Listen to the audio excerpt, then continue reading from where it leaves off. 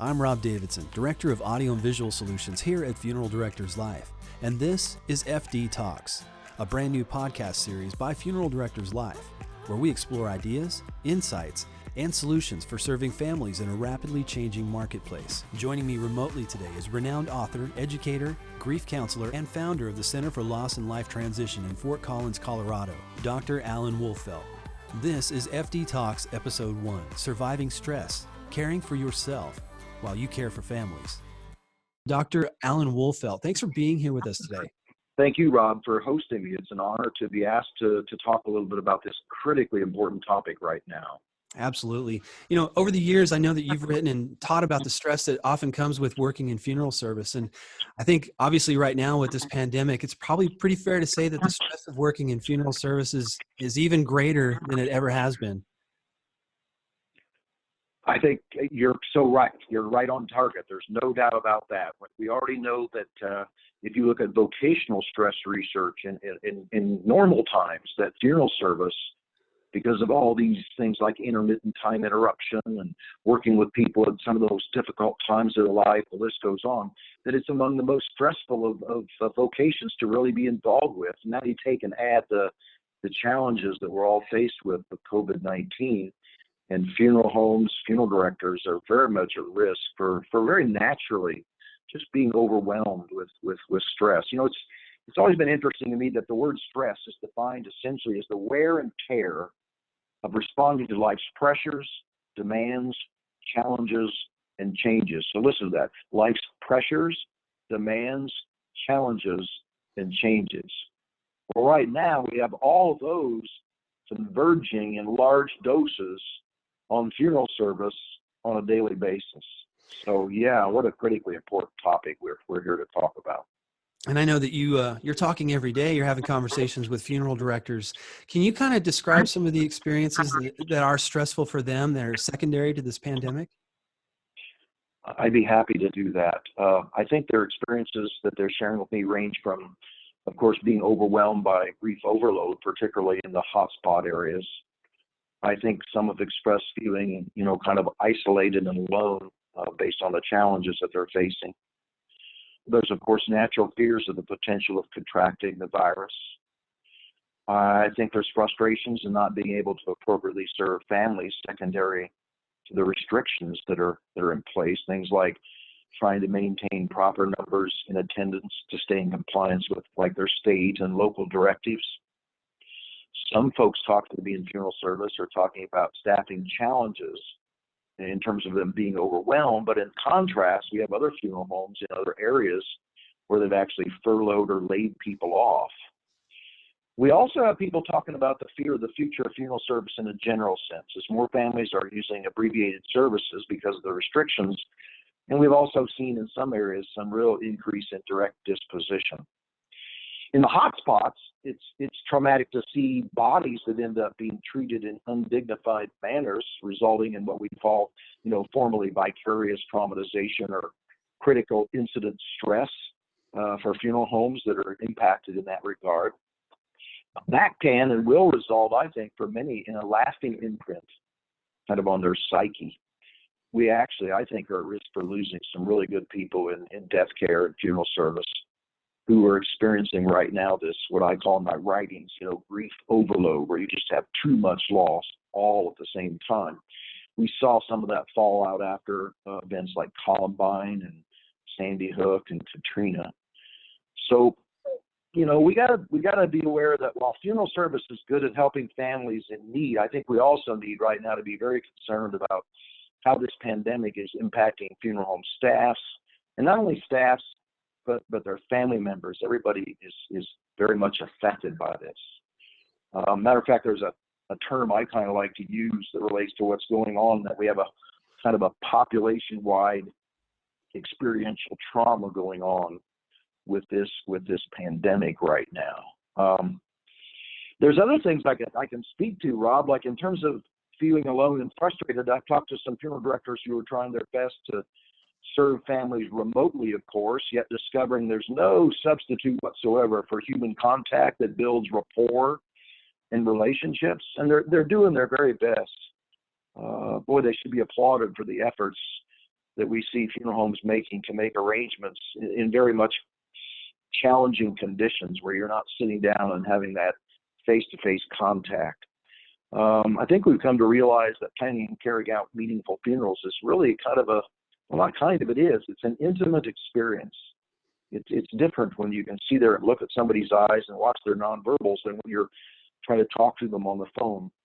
As one funeral director said to me, "This is causing me stress because I feel like I'm not able to connect with families as well as I would, or as I normally do." And that's such a truth that I'm seeing across the board in funeral service right now. I've also made that same observation, and I've spoken with several of our funeral home clients, and it's a high touch business. This is a place where a lot of these people, it's so important to them to reach out and love the families that come in for service, and when they can't offer that is a stressor. It's a major stressor.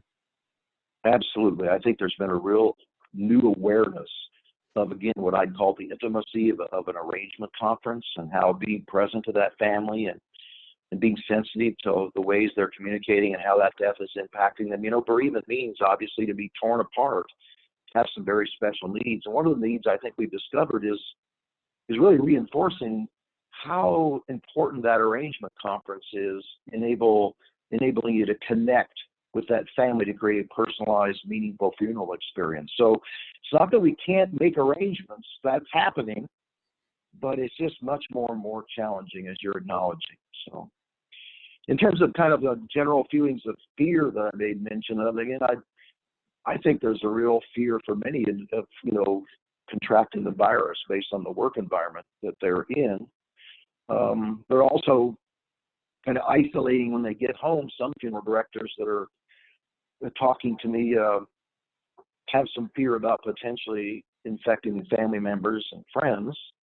And so they're appropriately taking precautions like other people on the front line around that, which then leaves you further isolated from your family and friends and the people you normally would get support from.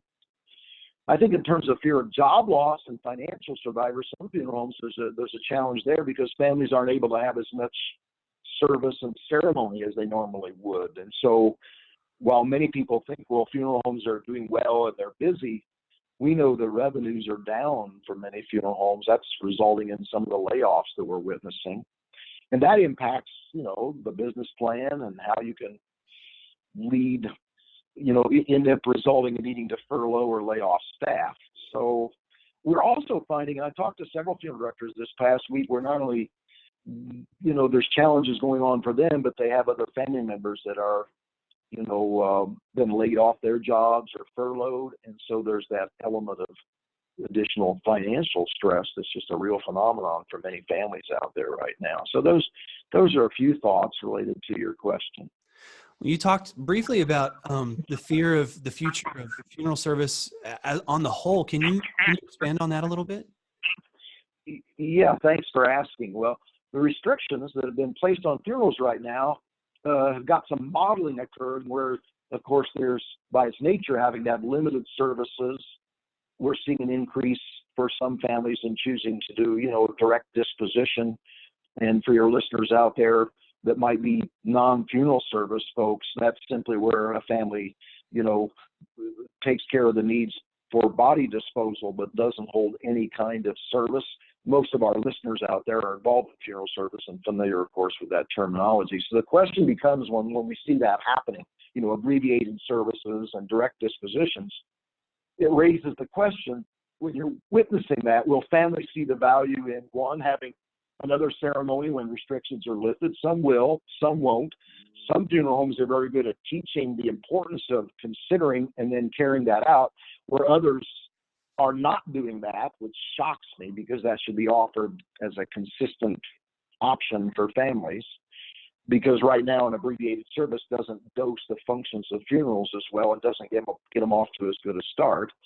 We also, we're going to ask ourselves, will we see a general trend away from full service funerals taking place at kind of a macro societal level as more and more people witness these abbreviated services? That has a modeling impact. Of course, we'd like to think funerals are going to stay a vital part of our society. They've been with us since the time of the Neanderthal, but that doesn't guarantee their future. So there's some real fears expressed by many people in funeral service about how what's happening now is going to impact the future trends that we witness. So I would say there's no time like right now to theme everything we do in death care with teaching the why of meaningful funerals. It's kind of a time of dangerous opportunity where people need to be taught, why have we had funerals since the beginning of time? Why is it important to know that if you have an abbreviated service of some kind now, you still want to consider an additional service down the line? I have several funeral homes have asked me about using my why pyramid, which teaches the functions of why we've had ceremony. I studied across cultures since the beginning of time that while there's unique rites and rituals, what are some central reasons we've had funerals? And those tie to, of course, acknowledging the reality, being able to use elements that recall the life, to activate support for primary mourners, to express grief into mourning, and to establish, even in the face of this death, some sense of meaning in our continued living. So Van Gennep, who coined the term rites of passage, said, don't cut that bridge off. That's a bridge back into your community and a changed social status. And my research showed that those functions spread across cultures: reality, recall, support, expression, and meaning. Well, right now, there's some compromise in those functions being met. It's harder to acknowledge the reality because things are happening more quickly and people aren't able to spend as much time, obviously, with the body that animated life. When you're having shorter services, there's not as much recall. Certainly, the limit on numbers of people attending impacts support.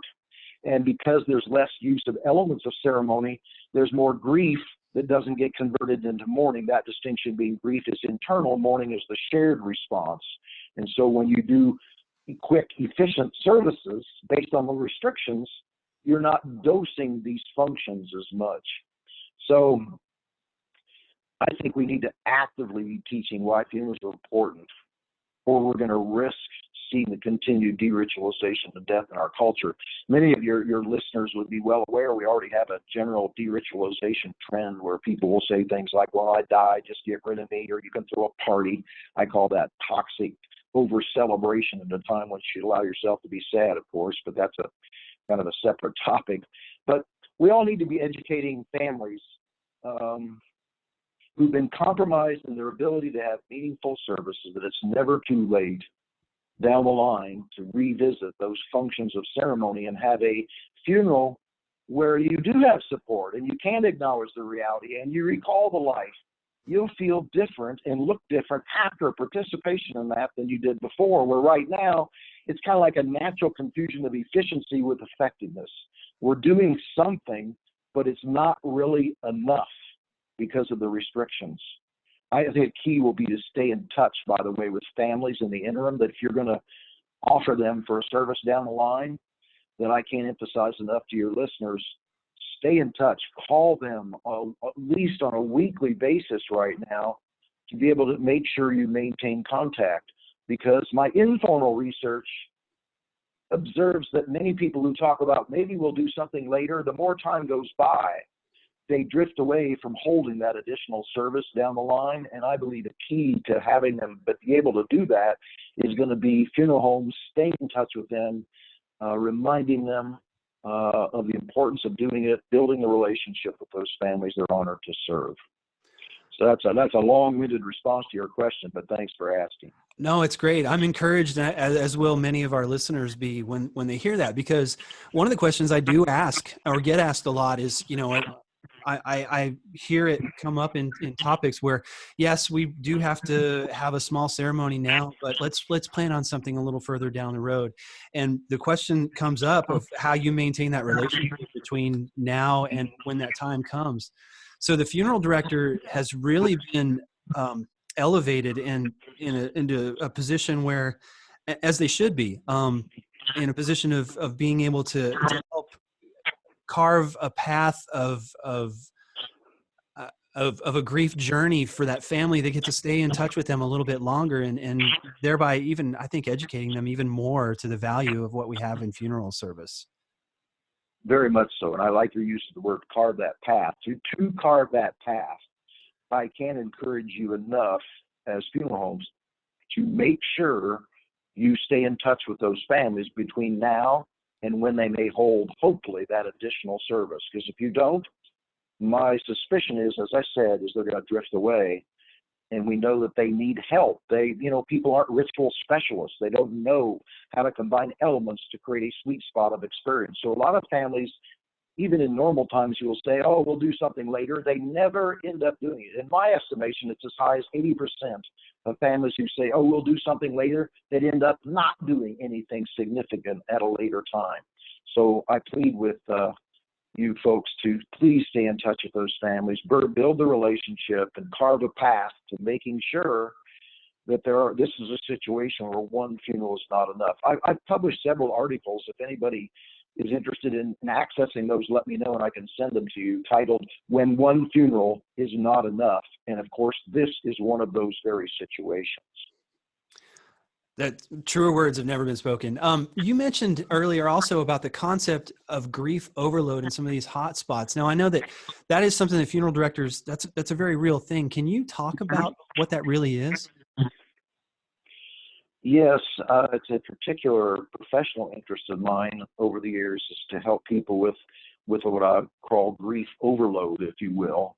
Sometimes the reality is that losses can stack too high. They can create a sorrow that seems too great to bear. Well, this is one of those times for many funeral directors, particularly in these hot spots, where they're at risk for what we call grief or loss overload. In the face of too much loss like this, it's very normal to feel devastated, to feel exhausted, to feel helpless or hopeless. In my mind, it's also normal, and I've observed how you can feel at times even paralyzed or just overburdened by the demands. Well, while grief is a normal response, what is abnormal is this unusually challenging situation that death care is faced with right now. Funeral directors and staff, they're human. And despite how resilient they may think they are, the enormity of this large number of deaths in some of these hotspot areas is just absolutely overwhelming. Many of the funeral homes in these hotspots are just on over demand. They're maxed out. Some have even run out of places to store bodies. We know that crematories and cemeteries in some of those hotspot areas are restricting how many they can care for each day, and they're backed up as well. So it just accumulates and overwhelms things. Well, as a result of these feelings of grief overload, or naturally complicated grief, as I like to call it, what funeral directors I'm speaking with on the front lines I've had the opportunity to visit with, it makes their feelings naturally more intense. It moves their own personal grief and mourning at a much naturally slower pace. If there was ever a time we need to be sure to look out for our colleagues in funeral service that are impacted right now by this overwhelming grief, it is now. It is right now. We really need to be certain no one feels over-isolated as they struggle with these demands. We need to create more forums, and some of those are happening, where we openly acknowledge these challenges. We provide peer support, professional support. Every effort we make should be anchored in compassion and understanding, and letting people teach how they're being impacted by this overwhelming grief overload, if you will. Alan, are there other things that you're seeing in funeral homes with regard to staff that maybe also reflect some of those symptoms of stress? Yeah, Rob, a number of staffs have reported difficulty with things like, obviously, their sleep pattern, which always gets impacted when there's anxiety. You're trying to figure out how to serve people with these issues of physical distancing. You're trying to update your technology to make sure you can provide avenues for people to have ceremony in ways that are new. Having to make the arrangements over the phone or on Zoom calls, coordinating adjustments to staffing issues. Some areas are having challenges with the PPE. Some are backed up on paperwork. Think of all the things, again, that are in the realm of demand, challenge, and change that are going on. Obviously, when you have anxiety, it impacts sleep, and I'm consistently hearing from funeral directors and staff that right now their normal sleep patterns are very much being impacted. The number of either having initial insomnia, where it's hard to initiate sleep, or they're having what we fancifully call terminal insomnia, where you fall asleep, but you keep waking up intermittently. Well, I always say sleep disturbance is a sign there's something you're needing to give attention to. Right now, it's about self-care. Other symptoms we're seeing when somebody's stress overloaded are things like exhaustion and loss of energy, irritability, impatience, difficulty with concentration, particularly affecting your short-term memory because your encoding breaks down. You can tell me about something 20 years ago, but I say, what did you do yesterday morning? And you can't recall that. That's a sign of stress overload. Physical or somatic complaints, of course, anxiety and depression, feeling depersonalized. Some people report a reduced sense of feeling an accomplishment in creating meaningful services because of the demands and the restrictions. So if you see any of these kind of symptoms in yourself or in a colleague, that's an important time to reach out to get the support that you need and you deserve, or to right now care enough about your coworkers. I mean, funeral homes become like families. They're serving families. You get close to your coworkers. So if you see a coworker struggling, or you have a coworker who through no fault of their own has had pre-existing challenges with things like anxiety or depression or chemical abuse or dependence or things like that, then this is a time of heightened vulnerability. So other red flag symptoms to be on the watch for would be things like alcohol abuse or dependence, misuse of legal or illegal drugs, somebody whose normal personality doesn't have emotional outbursts, but now they're having them, panic attacks, change in appetite patterns, like somebody undereating or overeating. Some people will show their stress by overworking right now, feeling that they just got to be a super person and don't want to take time away. Watch out for them, because they're the ones that often end up ultimately collapsing. So watch out for that as well. And right now, I think it's a good time for anybody in funeral service to also make sure you have what I call a responsibility partner, somebody that, we keep an eye out for each other. We hold each other accountable. We're aware of vulnerabilities that might, again, pre-existed, so that we can take somebody that know we struggled with anxiety and know right now, gosh, a major study just came out where almost 50% of people in our country are showing some reflection of symptoms of anxiety secondary to this pandemic. So then you add the stress of being on the front line of funeral service, and I bet that percentage is even much higher. I would think that's probably true, and all of that's good advice. And then when you compound that with what happens when they go home to their families who have also been locked down and experiencing their own loss and their own isolation and stuff like that, it's golly, it just compounds quickly. So that's tremendously good advice. Well said. You make me think, Rob, of how families right now are experiencing some of what we call the kind of the pressure cooker phenomenon. Everybody's impacted by this, and everybody has a kind of a high need to feel understood. But the higher your capacity to need to feel understood, less capacity you have for being understanding. And so we've got to, these are the people we love, but we're not used to being with them 24 hours a day. I mean, I love my wife, but I'm used to having more separation from her than that. And so you're kind of set up for this pressure cooker. So you got to release some of that by not thinking that they're your sole source of getting support. You want to reach out to some other folks. Anyway, you made me think of what I call the pressure cooker phenomenon that is very much in existence right now because of the pandemic. Well, you've also written about what you call a funeral service caregiver conundrum. It's almost a conundrum for me to try to say that. Can you talk more about that? Yeah, I'd be happy to. Over the years, I've had a tremendous interest in my attempted contributions related to what we call, funeral service education, death care education, to the very topic we're exploring right now, is how do we take care of others and also at the same time take care of ourselves? And that kind of begs the question, why is self-care vital in funeral service? And I think about that all the time in the general sense, but in particular right now, Wow, it's never more important to be talking about. But some of the reasons that I often reflect on, where I think of self-care being so critically important to funeral service, are, well, one, you owe it to yourself and your family to have some semblance of life-work balance, of course. And right now, that's naturally for some funeral homes overloaded, where it's going to be easy to have that out of balance. So you want to stay conscious around that because of the demands you're currently under. Second, the work of funeral service to me has always been one that's naturally, physically, emotionally, spiritually kind of draining in the best of times, because you have to have a high level of immediacy, and that's just a word meaning that you're outwardly focused on others.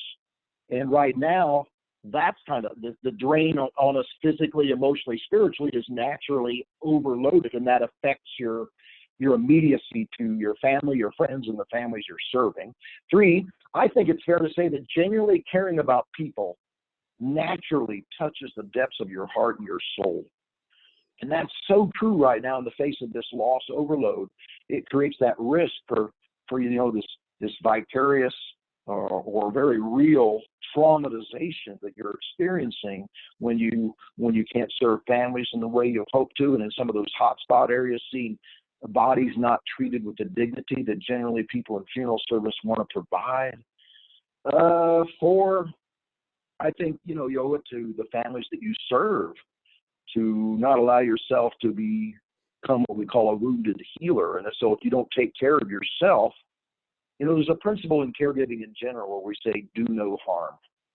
And if you don't take good care of yourself, you can literally end up projecting harm onto people who are already experiencing the most difficult time of their lives. So that's another reason that self-care is important. And let me mention one more. Caregiving and life and living, just in general, are inherently stress-filled. And, Selye, the father of stress research, they talk about distress and eustress. And he said, you can't avoid stress because it's part of life. Even positive and happy events cause what he called eustress, or happy stress, if you will. But right now we're overloaded with distress or negative stress now more than at any other time, right, at a societal level. And that's impacting people in funeral service just as it is our whole society. So those are some reasons I think that self-care is critically important. And again, we can't emphasize enough that right now it's hard to do some of the self-care because of the demands that some people in funeral service are up against.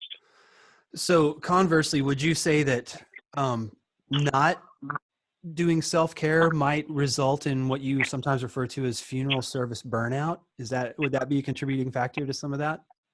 It very much would. If you aren't proactively being conscious of having discernment about taking care of yourself, you can be burned out and even not know you're burned out. But you're right, I have written in some of the funeral service literature about how I define funeral service burnout, and I define that as a debilitating psychological and spiritual condition that results from unrelieved work stress. In other words, too much demand, too much challenge, too much change, which then can result in kind of a constellation of things that we witness. And what I witnessed in funeral directors where they get to that point of burnout is you'll begin to see a theme of depleted energy reserves. You'll see their immune system break down, and boy, is this the time not to let that happen, where you lower your resistance to illness. You'll begin to have increased dissatisfaction and pessimism, like, why did I go into this in the first place? I'm not sure I enjoy it. And then we begin to feel less effective in what it is we're doing. Although many funeral directors are so responsible because they have a heart of caregivers, while we see in some increased absenteeism or not wanting to come into work when you get burned out, more likely they show up, but they feel like they're going through the motions, and they know in their heart of hearts, though, they're really not giving it their all. Then it's time to hold the mirror up and say, wait a minute here. What a responsibility I have to help people at this most difficult time. And if I'm not taking care of myself and I'm burned out and I become a wounded healer, now I'm not going to be doing no harm. I'm actually going to be literally doing harm. So how would you recommend we do go about identifying those factors about funeral service that increase that risk for the burnout? Well, I think having a consciousness about that, being aware of what are the signs and symptoms that you see. factors that come with funeral service that create risk for burnout are things like being aware of the fact that, again, if you study vocational stress research, as I have over the years, and then applied it to funeral service, you've got a convergence of things that make it one of the most stressful professions actually to be in. You've got intermittent time interruption. You're going to sit down to dinner and all of a sudden, boom, that changes and you're off to serve that family. And that comes to the territory, but whether it comes to the territory or not, it's still very stressful to be in a vocation where there's intermittent time interruption, meaning you can't predict when you're going to be busy and when you're not. So there's also the natural drain that comes with being outwardly focused that I mentioned, where you have a high level of immediacy. That by in and of itself is very draining. You'll come home and you're whipped, and people around you may not understand that. And I say, well, you just talk to people, you sit at the door and welcome to the visitation, or, a lot of people don't know what goes on behind the scenes at a funeral home, and they think, boy, I wish I had an easy job like you. And sometimes you're tempted, if you're in funeral service, to say you want to trade for a week or two and try that out. So it's a very stressful profession to be in. You're spending time, as we've said already, but I want to remind our listeners, helping people at one of the most difficult times of their lives. What a responsibility that carries. And if you're not careful, you can end up having little energy or time left for yourself. You're just, you're outwardly focused, you're whipped, and then you go home and somebody says, take out the garbage. And part of you wants to say, well, take it out yourself. I've been nice all day long. You're just drained, you're whipped. So you got to learn how to make transitions from work to home. There's all sorts of challenges. Then you add in all these additional stresses we mentioned that come with the virus. Oh, as a result, we have to remember right now, self-care, well, naturally challenged because of demands right now. It takes a commitment of your time, mindfulness, and I like the word discernment. What's good for me, what's not good for me. You have to have discernment. Are the things I'm doing to renew myself, are they renewing me, or are they not? So those are some thoughts related to that. Well, let's talk about discernment, because it's important to know what some practical things that people in funeral service should be doing right now to maybe help take care of themselves. Yeah, I'd be happy to do that, Rob. Thanks for asking. I like to call them, pillars of basic self-care, if you will. And this morning I sat down knowing that we were going to be doing this and thought, what are some of my favorite pillars of self-care? And I'll just walk you down through those. And don't hesitate to interrupt me at any time, but I'm going to walk you down through, 8, 9, or 10 things that I think are critical things to prioritize in terms of good basic self-care right now. Recognize there's some limitations depending on the environment you're in. If you're in one of these hotspot areas, and I in theory talk about, making sure you're getting adequate rest, you're not able to get adequate rest. So let's preface it with that. But one, acknowledge that you're vulnerable to secondary traumatic stress, or what fancifully gets called traumatic, vicarious traumatization, that can impact anybody that's trying to help families at this time because of all the limitations you'll feel in your ability to help them fully engage in a meaningful funeral experience. Secondly, I made a note, create a menu of personal care activities that are renewing for you, that when you do have some time away, what are things that legitimately help you revitalize yourself? Maybe that's taking a walk, getting outside in nature, some form of exercise, reading. Gosh, I've never seen as many people putting puzzles together right now, jigsaw puzzles. So some of these things may seem very simple or little things to do, but what is it that allows you to kind of get away from some of the overwhelming stress and anxiety that comes with the pandemic? 3, of course, many people have heard, and I'm a total agreement of the need to limit your exposure to media coverage. If you sit and watch that too long, you can sit in too much darkness. And we are going to come out of this. And if you watch the media at times, though, you'd think we're all going to be, that we're never going to come out of the dark and into the light. So limit that exposure. I've been very guilty of that at times. It's really easy to get looped in, and you think you're helping yourself and gaining knowledge, but really you're just being exposed to so much extra information that you have no control over, and that's overwhelming in itself. Yeah, but it's natural to kind of be drawn to it because you're trying to understand it and kind of feel a sense of control. But if you watch too much of it, you actually will feel out of control and overwhelmed. So I appreciate you sharing that at a personal level. Four, get as much rest as you possibly can, recognizing that's hard to do, but your body needs restorative sleep.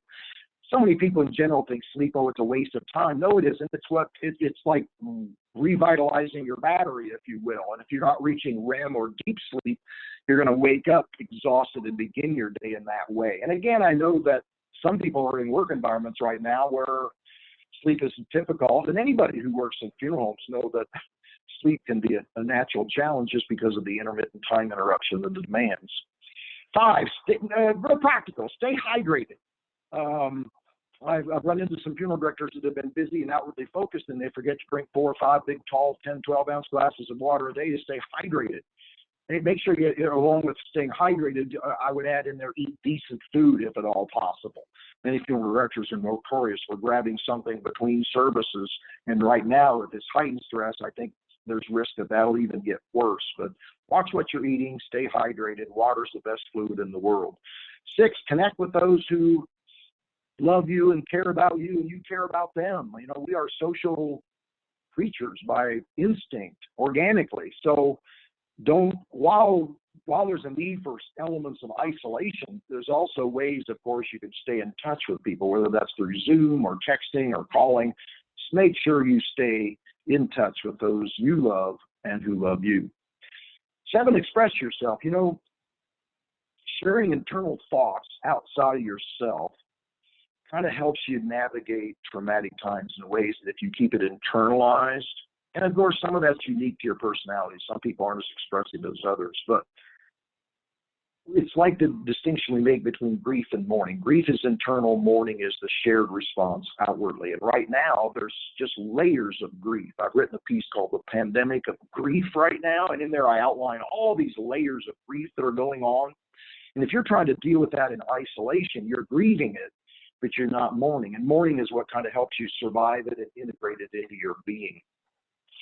So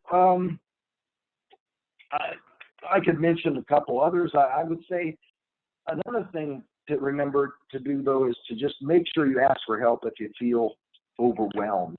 That, this is bigger than any one person right now. So all of us, even myself, a mental health care provider, needs to make sure I have supports in place. And funeral directors who are right now getting a lot of very appropriate praise for their efforts. There's also the challenge that it kind of creates kind of a moral dilemma for people on the front line, where you're celebrated for the care you're giving to like families and right now, but there's also kind of this dilemma to preserve your own life or to look at the awareness of your own sense of vulnerability. So if you can acknowledge that and kind of surrender to that vulnerability and acknowledging that it's a frightening time, there's a basic premise that if you have a fear and you don't acknowledge it, it gets bigger. So that relates again to the need to mourn. Mourning, the shared response, express it, talk it out. If any of the listeners out there would want me to forward them my recent article on the essential pillars of self-care for funeral service, they could just reach out to me or however you suggest, and we can make sure they have access to that. Or they can just go on to my Center for Loss website and print that out. It goes from a series of these practical things they can do. So, Rob, I hope that was helpful to talk about some practical things like that. It was, and we'll definitely make sure to have those resources readily available for anybody who's interested in those. And I think that's really kind of interesting too, because I overheard a conversation the other day. There was a couple of funeral directors talking, and typical. It was really stressful how stressful work is, but one of them said, I just had to get out and play golf. I had to go and do that. And he had this sense of guilt about doing that. How important is it to not have guilt associated with that self-care? Well, that kind of is a nice way of reminding ourselves to have gratitude and grace, that even though you're caring for others, you also need to care for yourself. So, you're out there playing golf. If that's something that renews you, you don't want to shame yourself for that or feel guilty. You want to know that renews you, so that when you're back in there the next couple hours later working with a family, you found some way to kind of counter some of the overwhelming feelings you're having. So another thing that you make me think of is for people to know what their personal symptoms of stress are. Not everybody has that kind of self-consciousness, but how does stress show up for you? So that when you're experiencing it, you can identify it and make sure you do something to address it. So does it show up through anxiety? Does it show up through depression? Does it show up through you over withdrawing at a time we're already withdrawn from each other, by nature of the restrictions? Does it show up with your being shorter in temper or whatever? So stay conscious of it so that it doesn't get projected in inappropriate ways on either families you're serving or your family members and take its toll on you. And again, I want to emphasize, make sure that you don't feel bad if you have to reach out for help. That's the most important thing to know. All helping of others starts with self. And so if there's times we're overstressed and we're still trying to stay in a caregiving, helping role, but we don't take care of our own needs, then we can become that wounded healer I made reference to. That's certainly true. I know that you've been doing some writing about hope during these difficult times. What are some of the ways that you think people, including funeral homes and their staffs, can help build hope right now? Well, yeah, I have found that, we were getting calls into our Center for Loss, where people were saying, are we going to get through this? And they were projecting a loss of hope, which is natural. It's part of our grief. But, my favorite definition of hope is an expectation of a good that is yet to be.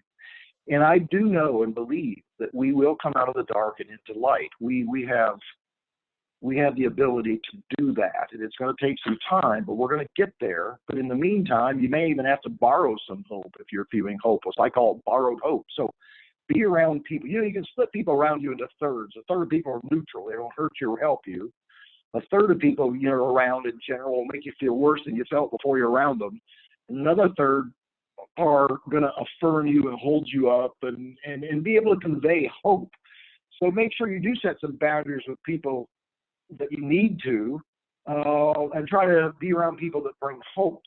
And then, choose hope over fear. Choose hope instead of despair. If you're starting to feel hopeless, act with intention to bring hope into your life. And when you think of some real practical things that help build hope consciously, you can take part in activities that you care about to the extent that you can, even though you're sheltered in place, if you are, by the nature of what's happening in your family.